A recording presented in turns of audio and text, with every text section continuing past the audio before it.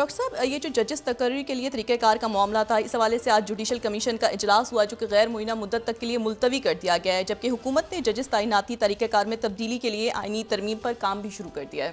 ہاں، اب یہ آج بحث ہوئی ہے میرے خیال سے جج صاحبان کے درمیان، اور اس میں کوئی اتفاق نہیں ہو سکا کہ یہ اس وقت یہ ایشو اٹھ رہا ہے کہ ججوں کی جو تقرری ہے کیسے ہونی چاہیے اور کیا ہونی چاہیے۔ تو دیکھیں اس پہ قانون سازی کیا ہوتی ہے اور جج صاحبان کیا کرتے ہیں اور وکلا کیا کرتے ہیں، لیکن اس سے ہٹ کے ملک میں ایک عجب سا ایک بحران ہے جو کیسے پیدا ہوا، اس کا حل کیا ہے، اس کے ذمہ داران کون ہیں، اور یہ جو ہے یہ بڑھتا جا رہا ہے۔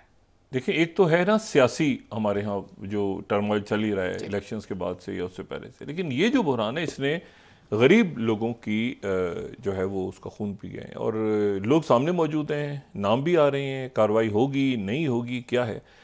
مہتاب حیدر صاحب معیشت پہ اور سیاست پہ نظر رکھتے ہیں کیونکہ پولیٹیکل اکانومی جو ہے اس کو گہری نظر سے دیکھتے ہیں، وہ ہمارے ساتھ موجود ہیں، اور پاکستان پیپلز پارٹی کے ممتاز رہنما اور کئی وزارتوں میں بھی رہے، سمجھتے ہیں پورے سسٹم کو، ندیم افضل چند صاحب وہ ٹیلی فون لائن پہ موجود ہیں۔ تو میں ذرا پہلے تو مہتاب حیدر صاحب سے پوچھوں گا کہ مہتاب حیدر صاحب یہ مین میڈ کرائسس ہے یا یہ قدرتی آفت ہے؟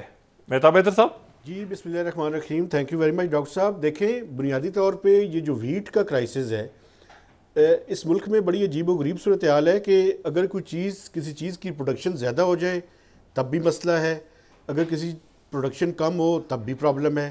تو میرے خیال میں جو پرابلم ہے وہ بیسیکلی مینجمنٹ کرائسس ہے اور یہ گورننس کا کرائسس ہے۔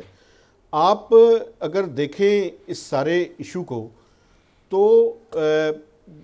جو پرابلم ہے وہ میں تھوڑی سی ایکسپلین کرنے کی کوشش کرتا ہوں تاکہ اس میں جو پرسپیکٹیو ہے اس سامنے آ جائے۔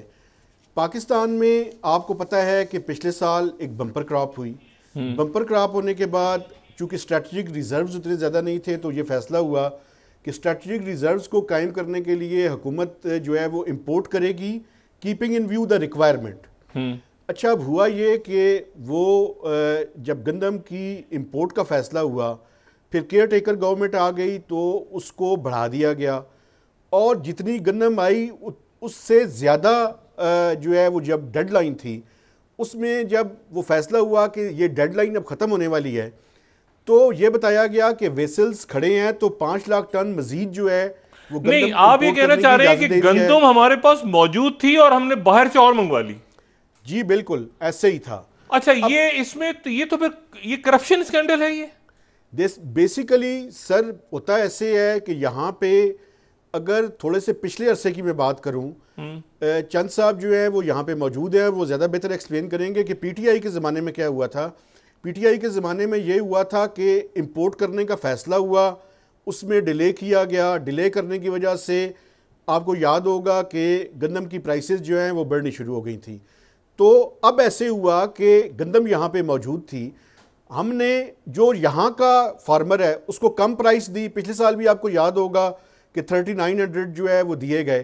اب ظلم یہ ہے کہ ہم نے ڈالرز میں جو بائر کا فارمر ہے اس کو جو ڈالرز پاکستان میں نہیں ہیں ہم آئی ایم ایف کے پاس جا رہے ہیں، تو وہی ڈالرز خرچ کر کے وہ گندم امپورٹ کی گئی۔ آپ یہ دیکھیں کہ ابھی تک کے جو فگرز آ رہے ہیں 1.6 سے 2 بلین ڈالرز کی گندم جو ہے وہ امپورٹ کی گئی۔ 2 بلین ڈالرز؟ جی 1.6 سے 2 بلین ڈالرز کی گندم ہے، شاید اس سے بھی زیادہ ہے، چونکہ وجہ یہ ہے کہ ہم نے 3 ملین ٹنز جو ہے وہ گندم امپورٹ کر لیا، ایگزیکٹلی 2.9 ہے۔ تو آپ یہ دیکھیں کہ وہاں کے فارمرز کو ہم نے یہاں پہ کم قیمت رکھی، ان کی ان پٹ کاسٹ زیادہ تھی، اس کے باوجود وہاں کے فارمر کو جو ہے وہ ہم نے اپنے ڈالرز دے دیے، ان کو جو ہے وہ پیسے دے دیے۔ یہاں پہ اب کیا ہوا؟ یہاں پہ یہ ہوا کہ آپ نے کیئر ٹیکر سیٹ اپ کے دوران جتنی ضرورت تھی اس سے زیادہ گندم منگوا لی۔ اب یہاں پہ آپ کا ایک ایگریکلچر پالیسی انسٹیٹیوٹ ہے، اس نے جو کیلکولیشن کی، حکومت نے 3900 روپے پر من کی قیمت رکھ دی۔ آپ یہ دیکھیں کہ جو ان پٹ کاسٹ ہے اس میں فرٹیلائزر کی قیمت بھی بڑھ گئی، اس کی پیسٹیسائڈز کی قیمت بھی بڑھ گئی، ڈیزل کی قیمت بھی بڑھی تھی، تو 3900 روپے میں تو کسی طور پہ اس کو وارہ نہیں تھا۔ لیکن اب جو پرابلم ہے، میں اسی بات پہ آ رہا ہوں صاحب یہ کرپشن سکینڈل ہے نا, 100% کرپشن سکینڈل ہے, چونکہ اس کی وجہ یہ ہے کہ آپ نے ضرورت سے زیادہ منگوا لی. اب کیا پرابلم ہے, ہمارے پاس گندم زیادہ مقدار میں جو سٹوریج کیپیسٹی ہے وہ پڑی ہوئی ہے. اب جو فارمر ہے اس کی گندم خریدنے والا کوئی بھی نہیں ہے. اور دوسری طرف آپ نے کیا کیا, آپ نے روٹی کے اوپر پالیٹکس کی. آپ نے 20 روپے جو ہے کہ بجائے 16 روپے روٹی اناؤنس کر دی پنجاب کے اندر. تو یہ ایک سارا میس کریٹ ہو چکا ہے, اور اس کے ذمہ دار دو تین باتیں ہو رہی ہیں. ایک تو یہ ہے کہ شاید شہباز شریف صاحب کی جو پہلی حکومت تھی انہوں نے وہ سمری شاید رد کر دی تھی, پھر وہ کیئر ٹیکر دور میں آ گئی, پھر کیئر ٹیکر دور میں اپروو ہو گئی. اس دور میں پھر وہ کل کوئی انکوائری کمیٹی بنی تھی, اس کو بھی مسترد کر دیا شہباز. تو یہ کیا ہے, مطلب یہ کوئی بہت پاورفل مافیا ہے, کون لوگ ہیں یہ؟ دیکھیں, ایک تو یہ ڈٹرمن کرنے کی ضرورت ہے, ایک تو انکوائری کمیٹی جو بنی ہے اس میں فکس کرنے کی ضرورت ہے رسپانسبلٹی, بجائے اس کے کہ ہم بیٹنگ اباؤٹ دا بش کر کے اور کسی کے اوپر رسپانسبلٹی فکس نہ کریں اور آگے چل پڑیں.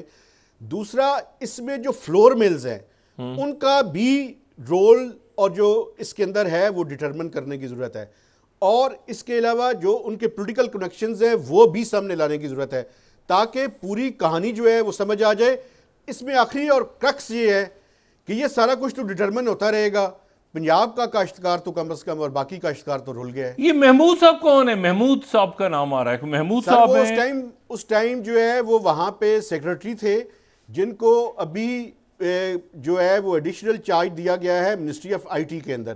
تو بنیادی طور پہ یہ وہی سارے نیکسز ہیں جس میں بیوروکریٹس کی بھی رسپانسبلٹی ہے, لیکن اس کے علاوہ بھی لوگ ہیں جن کی رسپانسبلٹی جو ہے وہ فکس کرنے کی ضرورت ہے تاکہ پوری بات سامنے آئے. مجھے یہ بتائیں مہتاب حیدر صاحب کہ یہ تو کیئر ٹیکر حکومتوں کے دور میں اگر ہوا ہے تو یہ تو پھر اور سوالیہ نشان کھڑا ہو رہا ہے.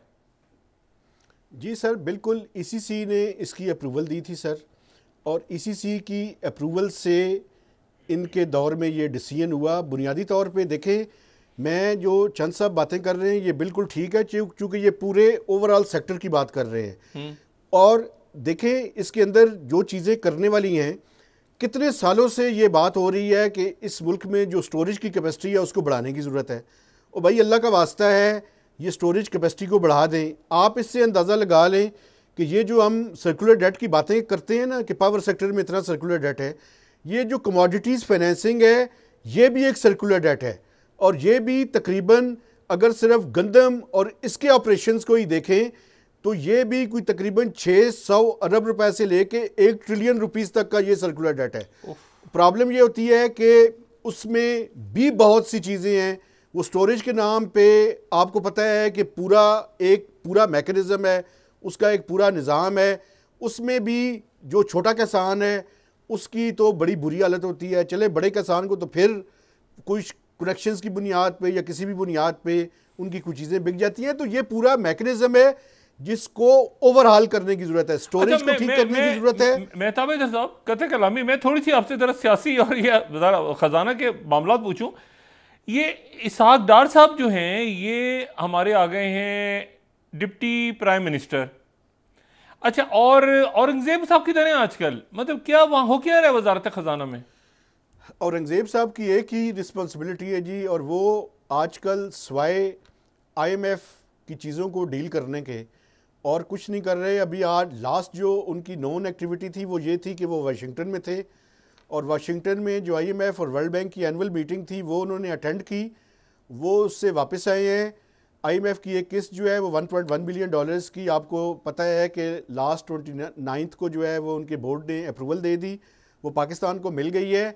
ابھی مڈ مئی میں آئی ایم ایف کی ٹیم آنے والی ہے اور ایک نئے پروگرام کے بارے میں ہماری ڈسکشن جو ہے وہ ان کے ساتھ ہوگی. اہداف پورے ہو گئے, کامیاب ہو رہے ہیں ہم, سارا جو سب کچھ تھا وہ ٹھیک ہو گیا خیریت سے؟ ابھی تک جو پروگرام تھا وہ تو آپ کو پتہ ہے کہ وہ سکسیسفلی ہم نے کمپلیٹ کر لی ہے اور اس کی قسط بھی مل گئی ہے.